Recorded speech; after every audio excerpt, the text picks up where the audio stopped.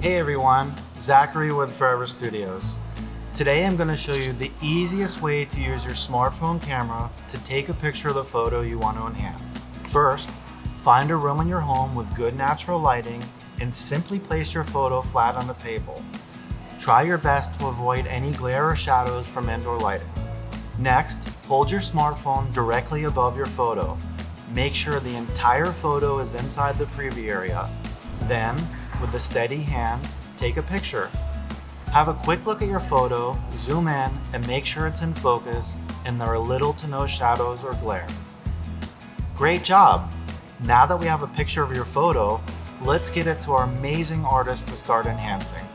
Simply upload your photo to our website, foreverstudios.com, to get started enhancing and creating something truly extraordinary. Need more help? We are always available to assist via phone, chat, and email. I can't wait to see what special photo memories you send us.